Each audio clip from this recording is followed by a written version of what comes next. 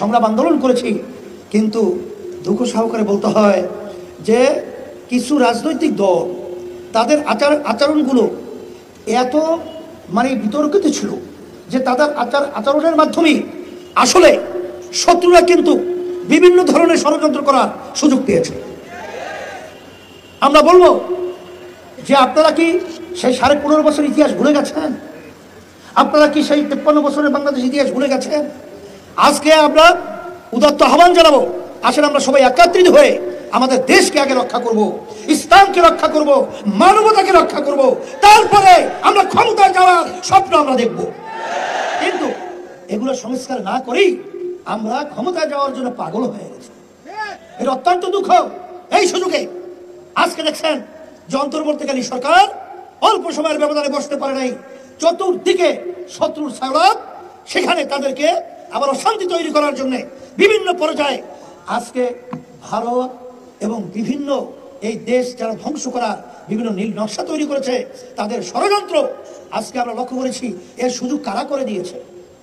এটা কিন্তু জাতির কাছে প্রশ্ন।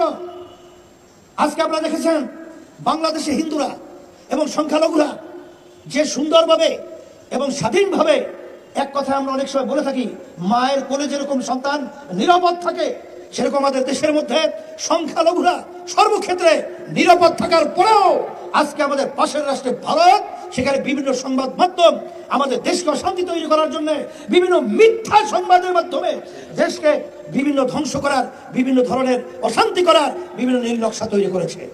আপনারা দেখেছেন এ ব্যাপারে আমাদের জাতীয় ঐক্য করতে হবে, জাতীয় ঐক্য গড়ে তুলতে হবে। আগে হুব্বুল ওয়াতানি মিনাল ঈমান, ঈমান দেশের আন্তরিকতা, মহব্বত এবং দেশের প্রতি আন্তরিকতা থাকে ঈমানের একটা অংশ।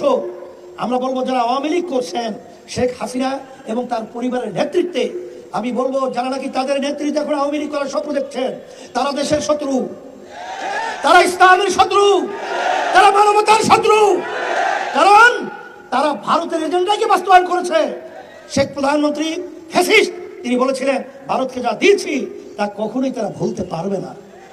কিন্তু আপনি কি এনেছেন সেটা তো আমাদের বাংলাদেশের জনগণ শুনে নাই। তাহলে বুঝা গেল আপনি ভারতের জন্যই আপনি বাংলাদেশে এই মসনদে বসে ভারতের দালালি করতেছিলেন। তারা যারা আওয়ামী লীগ করছেন, আমি বলবো দল করবেন, কিন্তু শেখ হাসিনার নেতৃত্বে নয়। আওয়ামী লীগের শেখ মুজিবুর রহমানের সেই যারা বিতর্কিত তাদের নেতৃত্বে আওয়ামী লীগ বাংলার জমিনে চলতে পারে না, চলতে দেওয়া হবে না ইনশাআল্লাহ। সাথে সাথে আমরা নির্বাচনের ব্যাপারে বলেছি, 53 বছর স্বাধীনতার বয়স। আজকে দেশ যাদের যে নিয়মের মাধ্যমে নির্বাচন হয়েছে, এই নির্বাচনের মাধ্যমে ফ্যাসিস্ট তৈরি হয়েছে। এই জন্য ইসলামী আন্দোলন বাংলাদেশ সব রাজনৈতিক দল আমরা পিআর সিস্টেম নির্বাচন প্রবর্তনের জন্য আমরা দাবি তুলেছি। পিআর সিস্টেম আপনারা জানেন প্রায় 91টা দেশ তাম দুনিয়ার ভিতরে এই পদ্ধতি রয়েছে। আজকে পিআর সিস্টেমের মাধ্যমেই এই দেশে জাতীয় একটা সরকার গঠন হবে এবং এর মাধ্যমেই বাংলাদেশে আমরা সবাই একত্রিত হয়ে সুন্দর দেশ গড়ার একটা প্রক্রিয়া তৈরি হবে। আর এক শ্রেণীর তারা এককভাবে ক্ষমতায় যে আবার ফ্যাসিস্ট হবে, আমাদেরকে জুলুম করবে, আমাদের মাথায় নূর রেখে বড়ই খেয়ে টাকা বিদেশে পাঠিয়ে বেগম পাড়া তৈরি করবে, বাংলাদেশের জনগণ দেখতে চায় না, বাস্তবায়ন হতে দেবে না ইনশাআল্লাহ। করে আমি আমার আলোচনা শেষ করছি। আর আলহামদুলিল্লাহ আমাদের 24-এর ছাত্র আন্দোলন কেন্দ্রীয় কমিটি বিলুপ্ত ঘোষণা করা হলো।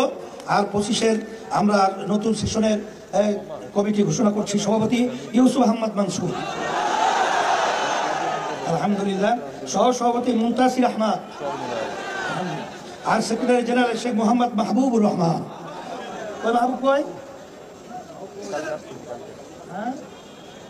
সেক্রেটারি জেনারেল, আলহামদুলিল্লাহ কবুল করুন।